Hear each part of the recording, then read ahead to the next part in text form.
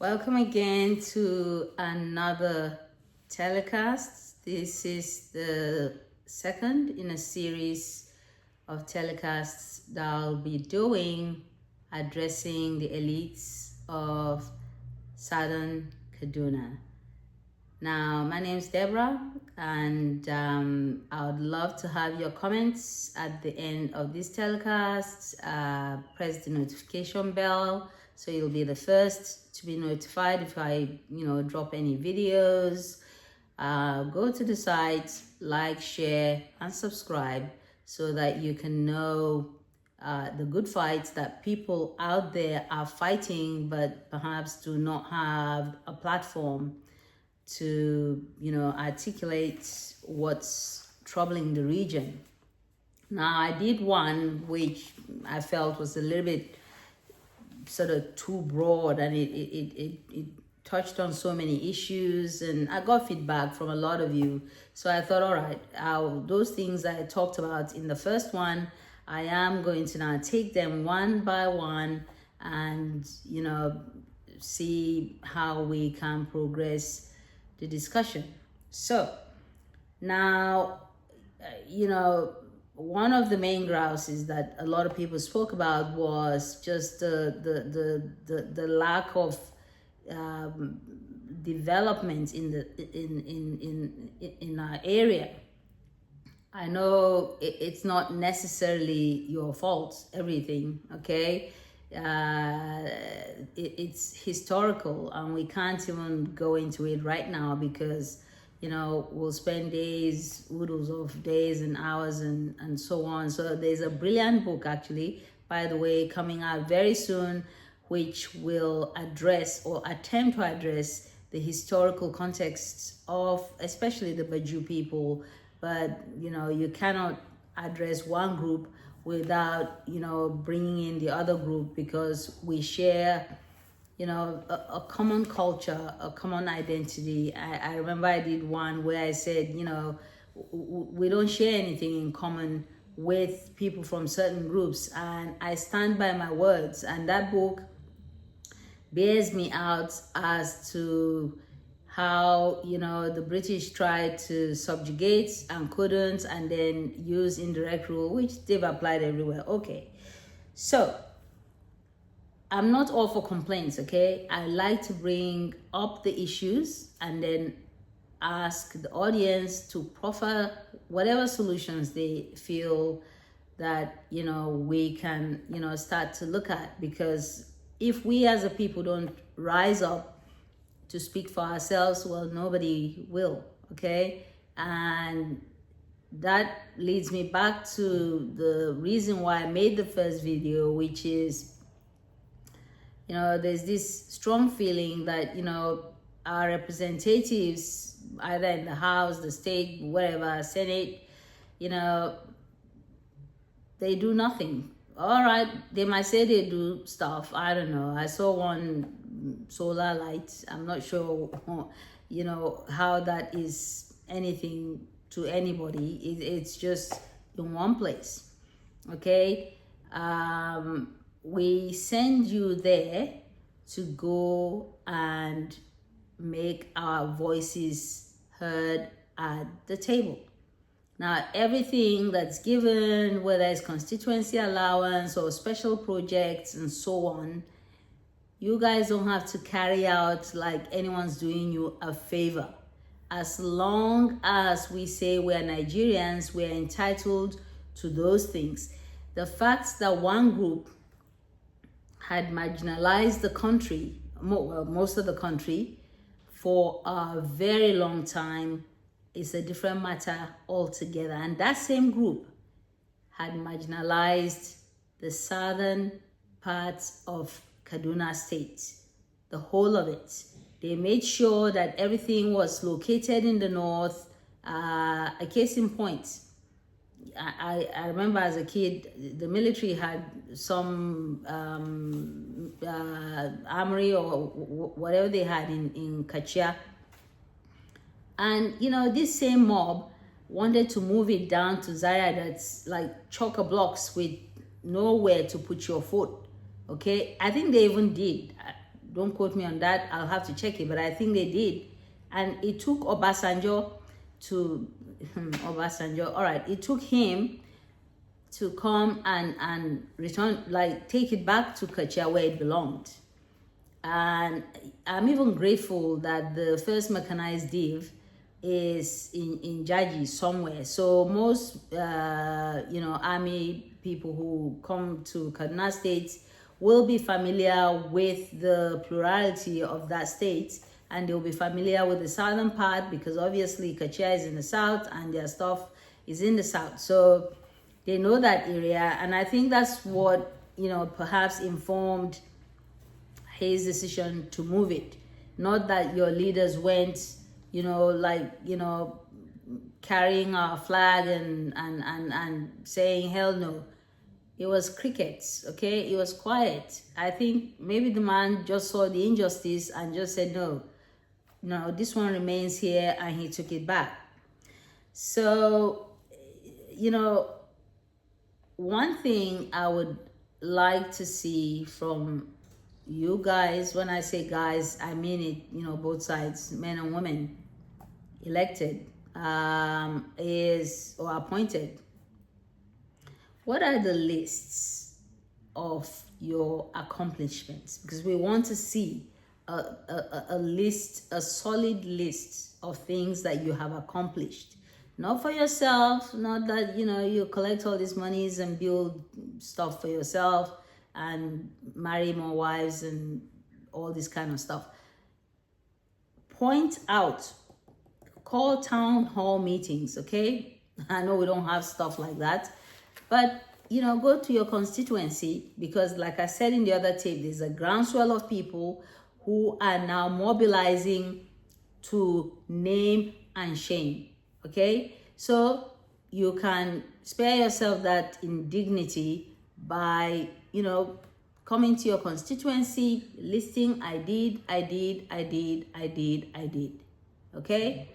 And it may not be El Dorado for us, because we've been so marginalized for so long that we don't expect you guys to fix stuff in just the 2 years that Tinubu has been there, even though he has taken a machine gun to the problems of that country, and he is reaping rewards for everybody.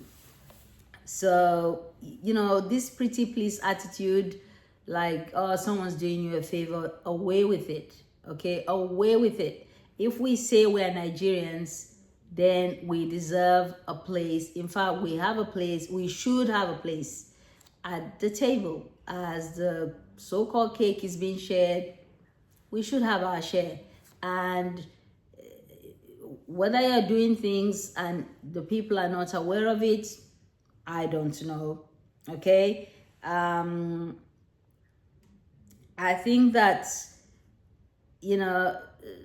someone wrote back, oh, well, now there's a university, there's a medical center, there's a this, there's a that. Okay, fine. I don't think it's from the advocacy of this mob. Sorry, when I say mob, I don't mean mob, but that's the lingua here, of this group of people over there, okay? Tinubu is a very astute man. He comes second to me, as far as I'm concerned, my own personal opinion. He comes second only to Awolowo in foresight, in thinking ahead, okay? In not allowing himself to be used by any power, any group, okay? I believe truly has the interests of the country at heart. And he comes from a stage where they've been lucky to have a succession of good leaders, okay? And he's brought it to the national stage. So the universities that they've seized, or whatever, the properties they've seized from some crook criminal, made it into federal institutions, we are grateful to Mr. President for considering turning them into such, because if he was vicious or not caring about inclusiveness, like somebody was on the air talking about inclusiveness, he could have turned it to any other thing, okay? But or just seized the property, sold it to another rich person, end of story.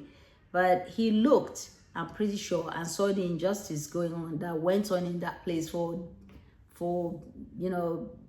centuries, and he decided, no, these people deserve something. So kudos to Mr. President, and thank you. Obviously, thank you to Olukoyede of the EFCC for chasing all these people. However, the elites of Kaduna State, again, I say you need to up your game. We need to see, we need to hear from you, we need to know what you're doing, because Tinubu is very transparent these days. If you want to know what the subventions to the states are, you can know it. If you want to know what the constituency allowances are, people know them, okay? So the era of Babake, how will I say, how will I say, hero worshipping is about to be tossed out the window. So if you know what's good for you, I think you should start to come clean. We're not saying people don't do some shady things here and there, not allowed.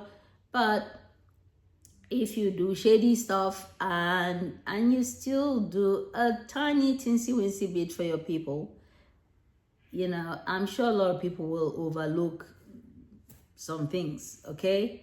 But not for you to just go there. Sometimes I watch the debates from here. I don't ever hear anyone from my side talking, okay? I hear everybody else from everywhere else talking for their people, asking for this, saying this and doing that, and so on and so forth. And I'm like, where are the representatives of our people? Nobody. I have never, tell me one bill that any of you have submitted that has actually been debated upon and passed. Not me. Tell it to the people, because they are going to write me once I put this telecast out there.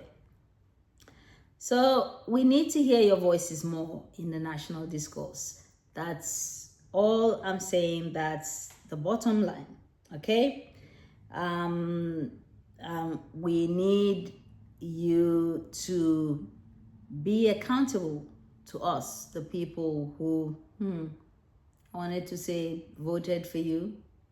I want to believe you were truly voted for, but politics in Nigeria, from what I've seen the ADC do just now, I think even if Jesus Christ comes down, he'll find it hard to conduct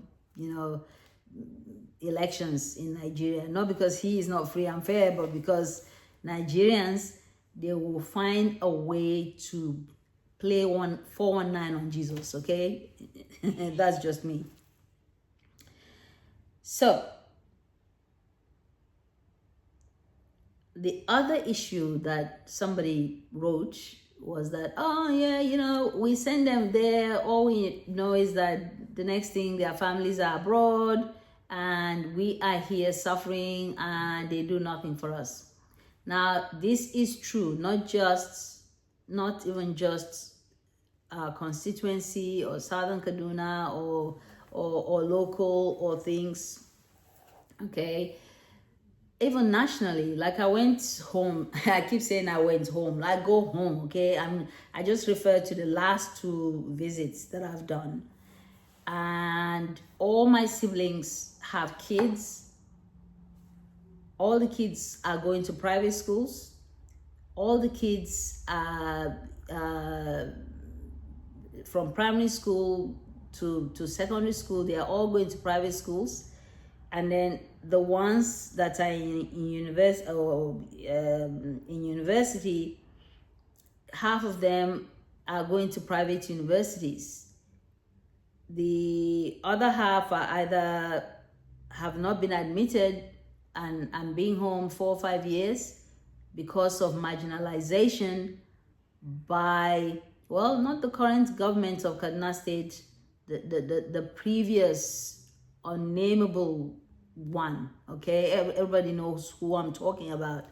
Like, he completely marginalized our people, denying them admissions to the university, just stacking the place with people that can't even string 2 sentences together, okay? I know, anyway, look, I don't want to make things sound personal. These are things that people are writing me, and when they write me and it resonates because I see it. The kids are sick. There's no hospital to take them to. They have to take them to a private hospital. There's no water. They drink pure water or whatever water they drink. There's no electricity. There's, no, even, well, you need electricity to do many things. Like, as a kid, we used to watch Sesame Street, for instance, and we learned a lot of English words from watching that program, but it's not available for their kids. They just wake up. Well, if their parents have the gouging price to pay for data, they call it, on their phones, they might put something and just to get the kid to watch something, but that's not a life, okay?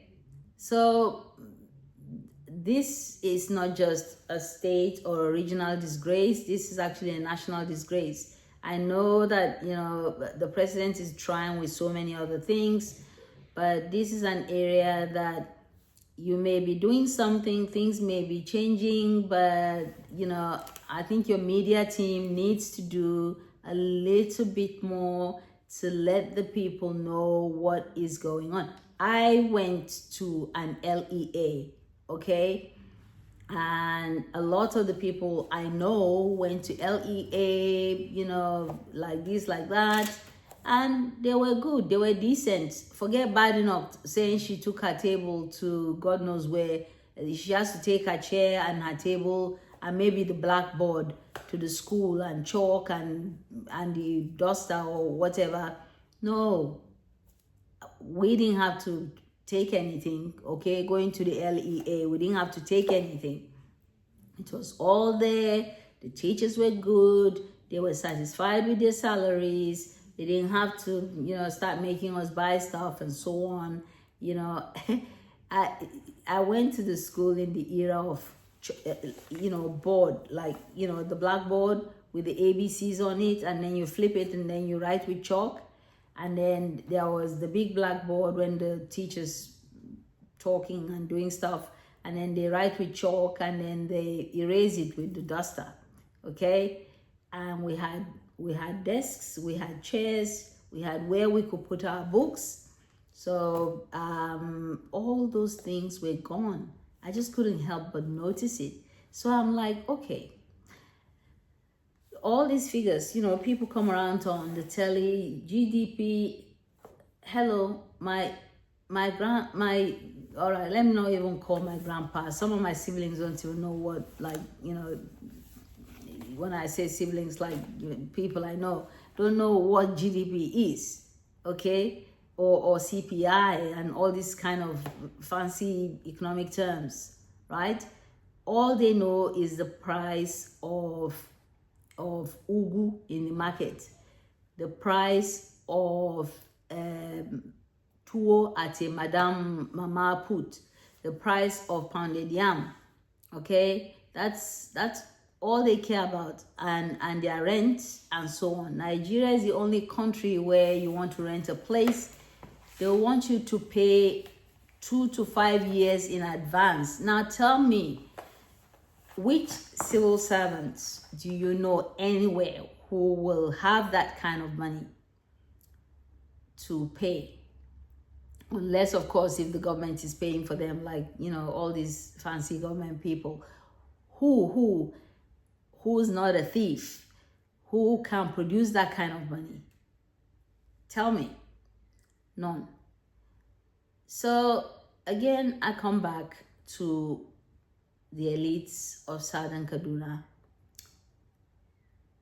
You know, this is a pivotal moment. This time with this president of change. I call him president of change.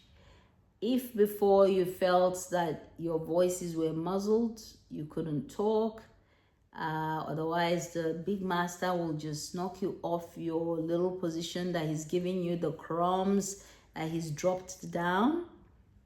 This president is all for fairness, he's all for justice, he's all for equity, okay? He's all for correcting historical injustices.